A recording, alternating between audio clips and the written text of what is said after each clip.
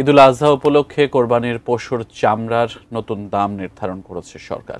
গত বছরের তুলনায় এবার গরুর চামড়ার দাম প্রতি বর্গ ফুটে বাড়ানো হয়েছে ৫ টাকা, আর খাসি ও বকরির চামড়ার দাম বাড়ানো হয়েছে ২ টাকা করে। এ তথ্য জানিয়েছেন বাণিজ্য উপদেষ্টা শেখ বশিরউদ্দিন।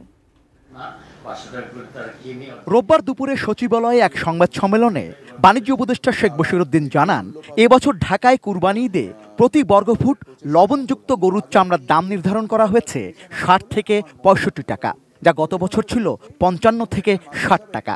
অন্যদিকে ঢাকার বাইরে গরুর প্রতি বর্গফুট লবণযুক্ত চামড়ার দাম নির্ধারণ করা হয়েছে ৫৫ থেকে ৬০ টাকা, যা গত বছর ছিল ৫০ থেকে ৫৫ টাকা। খাসির ক্ষেত্রে আমরা যেটা বলেছি ২২ থেকে ২৭ টাকা এবং বকরির ক্ষেত্রে আমরা বলেছি ২০ থেকে ২২ টাকা। গরুর চামড়ার ক্ষেত্রে আমরা বলেছি যে ৬০ থেকে ৬৫ টাকা ঢাকায় এবং ঢাকার বাইরে ৫৫ থেকে ৬০ টাকা। বাট মূলত আমরা যেটাকে ইনসিস্ট করতে চাচ্ছি বা যেটাকে আমরা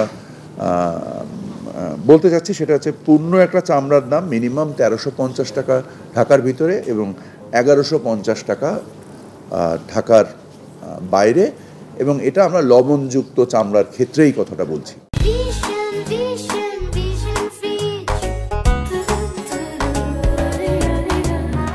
বাণিজ্য উপদেষ্টা বলেন, দেশে কাঁচা চামড়ার চাহিদা না থাকলে প্রয়োজনে চামড়া রপ্তানি করা যাবে।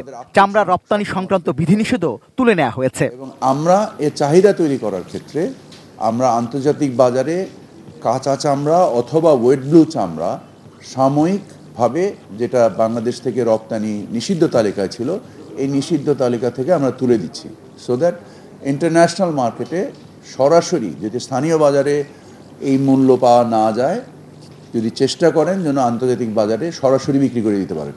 তিনি বলেন, কাঁচা চামড়া সংরক্ষণকে গুরুত্ব দিয়ে এবছর ৩০,০০০ টন লবণ বিনামূল্যে মাদ্রাসা ও এতিমখানায় সরবরাহ করা হবে।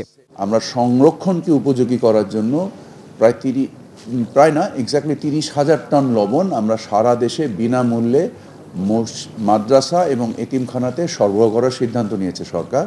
এছাড়া ঈদের ১০ দিন পর্যন্ত ঢাকার বাইরে থেকে কোনো কাঁচা চামড়া রাজধানীতে ঢুকতে দেয়া হবে না বলেও জানান তিনি।